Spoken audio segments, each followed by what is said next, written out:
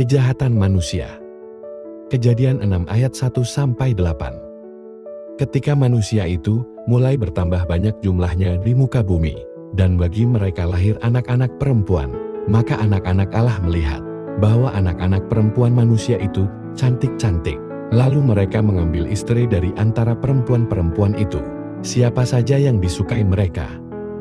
Berfirmanlah Tuhan, Rohku tidak akan selama-lamanya tinggal di dalam manusia, karena manusia itu adalah daging, tetapi umurnya akan 120 tahun saja.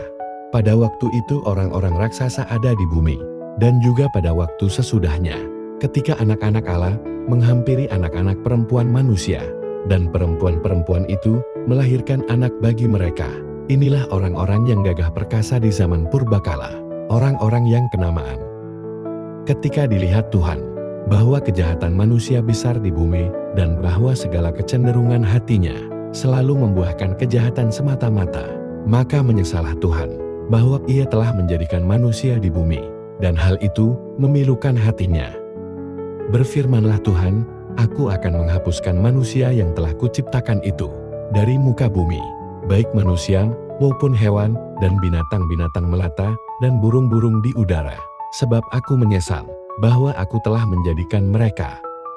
Tetapi Nuh mendapat kasih karunia di mata Tuhan. Riwayat Nuh. Kejadian 6 ayat 9-22. Inilah riwayat Nuh. Nuh adalah seorang yang benar dan tidak bercela di antara orang-orang sezamannya. Dan Nuh itu hidup bergaul dengan Allah. Nuh memperanakan 3 orang laki-laki, Sem, Ham dan Yafet. Adapun bumi itu telah rusak di hadapan Allah dan penuh dengan kekerasan.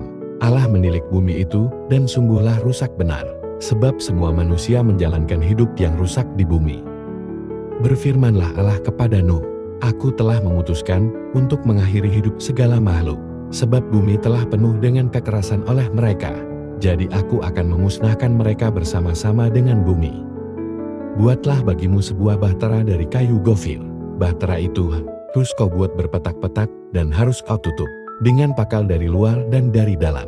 Beginilah engkau harus membuat bahtera itu 300 hasta panjangnya, 50 hasta lebarnya, dan 30 hasta tingginya.